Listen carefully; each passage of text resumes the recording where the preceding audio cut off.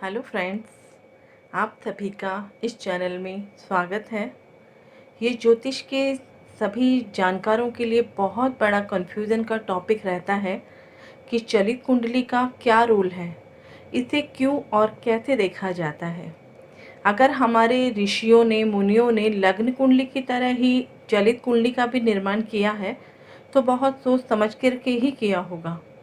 आज के समय की सबसे बड़ी प्रॉब्लम यही है कि इसको हम कोई इम्पोर्टेंस देते ही नहीं हैं, जबकि ज्योतिष के फील्ड में ये सबसे इम्पोर्टेंट अंग माना जाता है, जिसके विश्लेषण न करने पर किसी भी व्यक्ति के भाग्य की दिशा बदल सकती है। क्योंकि इसे इग्नोर करके अगर हम प्रेडिक्शन देते हैं तो बहुत सारी भविष्यवाणियाँ हमारी गलत भी हो जाती हैं, और यही इसका मुख्य कारण भी है।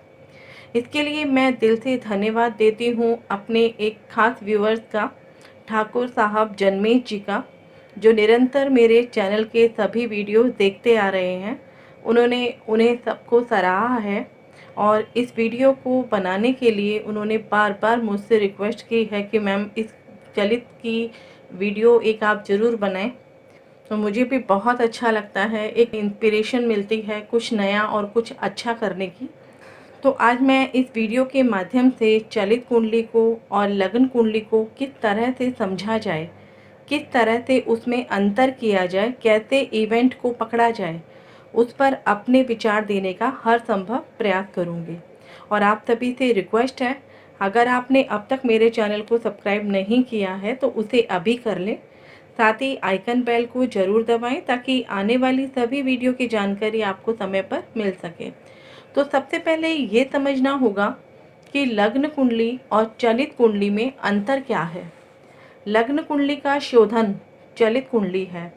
अंतर सिर्फ इतना होता है कि लग्न कुंडली जन्म के समय का लग्न दर्शाती है और किस राशि में ग्रह विचरण कर रहे हैं, गोचर कर रहे हैं।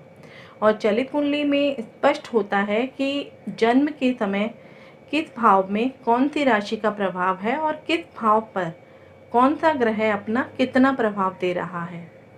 दूसरा प्रश्न उठता है कि चलित कुंडली का निर्माण कैसे करते हैं। जब हम जन्म कुंडली का निर्माण करते हैं तो सबसे पहले लग्न को स्पष्ट करते हैं, अर्थात लग्न का जो भोगांश होता है, जिसे हम लॉन्गिट्यूड भी कहते हैं, तो ये वो भोगांश होता है जो बहुत महत्वपूर्ण भूमिका निभाता है, जिसे हम भाव संधि या भाव मध्य के बाद ग्रह स्पष्ट करके पहले लग्न कुंडली को और उसके बाद चलित कुंडली का निर्माण करते हैं। लग्न कुंडली में जो राशि प्रथम भाव मध्य में स्पष्ट होती है, उसे प्रथम भाव में रखकर हर भाव की राशियां बिठा देते हैं। इस तरह लग्न कुंडली तैयार हो जाती है।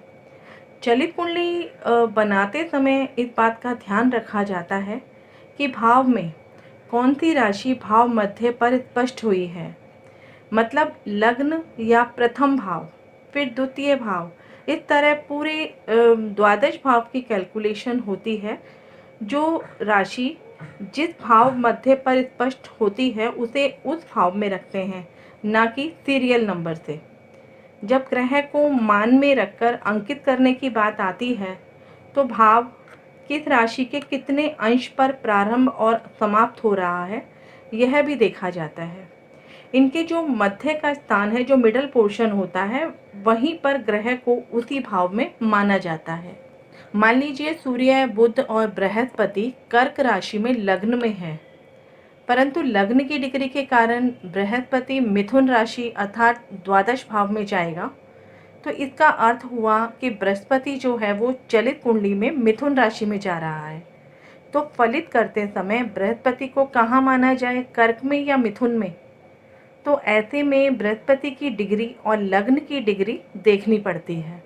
लेकिन इस तरह बृहस्पति कर्क राशि में स्थित होकर मिथुन राशि के यानी द्वादश भाव के फल देगा।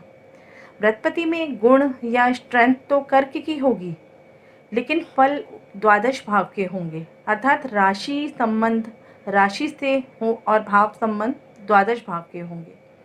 और बृहस्पति द्वादश भाव के फल देगा, और दशा भी अगर बृहस्पति की हो तो फल उसको द्वादश भाव के ही मिलेंगे।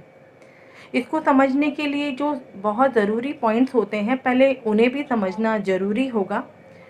जब भी हम इस तरीके के चार्ट की बात करते हैं तो सबसे पहले ग्रहों के जो कॉम्बिनेशन होते हैं उन्हें समझना बहुत ज़रूरी होगा।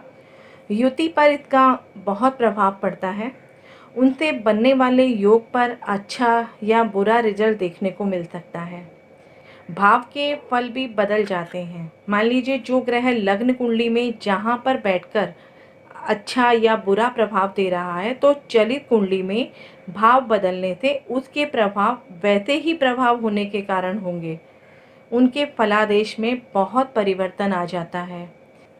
मान लीजिए लग्न कुंडली में कोई ग्रह मिलकर के योग बना रहा है और वही ग्रह जो है वो चलित कुंडली में जाकर के डिफरेंट हो गए हैं, उन्होंने अपना भाव परिवर्तन कर दिया है।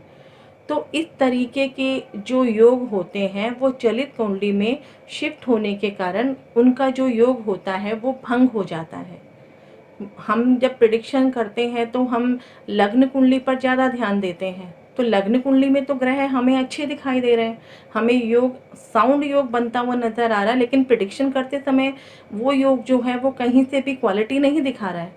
तो इसका एक ये बहुत मेन और मेजर इम्पॉर्टेंट पॉइंट ये भी होता है कि जब ग्रह चलित कुंडली में जाकर के शिफ्ट हो रहा है तो वो उस योग को भंग कर देगा और यहाँ पर हमारी जो प्रिडिक्शन है वो गलत हो जाएगी।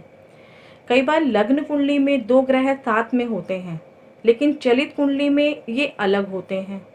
वही अगर लग्न कुंडली में ग्रह अलग अलग भाव में हैं और चलित कुंडली में साथ में बैठे हैं, तो भी इनके फलादेश में बहुत बड़ा परिवर्तन आता है। भाव चलित भी कई तरीके की होती है। सबसे जो ज़्यादा उपयोग में लाई जाती है वह है समविभाजन। इसका मतलब होता है कि हमारे जो 12 भाव हैं उनको जब हम बराबर डिवाइड करते हैं, जैसे मान लीजिए हमारा जो ये पूरा सर्किल है ये 360 डिग्री का होता है और एक राशि 30 डिग्री की होती है। तो जब हम इसको डिवाइड करते हैं, 12 भाव बनाते हैं, तो 30-30 डिग्री के 12 भाव जो है वो बराबर बराबर विभाजित हो जाते हैं। लेकिन यहीं पर अगर श्रीपति पद्धति के अनुसार चला जाए तो वो जो सर्किल होता है, श्रीपति पद्धति वाले जो भी ज्योतिषी हैं वो हमारे इस सर्किल को प्रॉपर राउंड में मानते ही नहीं है। उनके अनुसार पृथ्वी जो है, हमारी जो अर्थ है, वो पूरी तरह से गोल नहीं है। इसलिए उनके अनुसार 12 जो भाव हैं वो बराबर डिग्री में विभाजित नहीं होंगे। इसलिए कई बार चलित कुंडली में एक राशि लुप्त हो जाती है, एक राशि दिखाई नहीं देती और कई बार एक ही राशि जो है वो 2 बार दिखाई देती है। लेकिन समविभाजन में ऐसा नहीं होता, हर भाव बराबर बराबर विभाजित होता है और सबसे ज़्यादा जो प्रचलन में है वो समविभाजन की पद्धति ही है। तो ये फ़र्क होता है लग्न कुंडली में और चलित कुंडली में, किस तरह से इसको देखा जाए और किन कारणों से इसका जो प्रभाव है वो चलित कुंडली में पड़ता है। इसके अलावा कृष्णामूर्ति पद्धति में भी जो एक्सपर्ट होते हैं वो इसको किस तरीके से देखते हैं। यदि लग्न कुंडली में भाव की पोजीशन सही नहीं दिख रही है तो उसके लिए केपी पद्धति का, कृष्णामूर्ति पद्धति का इस्तेमाल किया जाता है। किसी विशेष ग्रह की दशा में उस भाव के सिग्निफिकेशन को देखने के लिए यह किया जाता है। यदि किसी ग्रह की चाल या किसी भी ग्रह विशेष की दशा में यदि ग्रह चलित कुंडली में शिफ्ट हो गया है तो उस भाव से संबंधित कारकत्वों की प्रिडिक्शन के बारे में बताया जाता है चलित चार्ट में जिसके साथ ग्रह जुड़ा हुआ होता है। तो इसके लिए चलित चार्ट देखा जाएगा, लग्न चार्ट नहीं देखा जाएगा। तो नेक्स्ट वीडियो में हम किस तरह से इसे समझा जाए कि कौन सा ग्रह किन परिस्थितियों में बदलता है चलित के अंदर और किस तरह से इसे समझा जाए। तो आप सभी से रिक्वेस्ट है नेक्स्ट वीडियो को बिल्कुल भी स्किप ना करें और आपको अगर ये वीडियो पसंद आता है तो कमेंट बॉक्स में अपने कमेंट ज़रूर करें ताकि हर आपकी जो भी दुविधा है या आपके जो भी व्यूज़ हैं उन्हें सही तरीके से समझा जा सके। अपना ध्यान रखें, स्वस्थ रहें। धन्यवाद।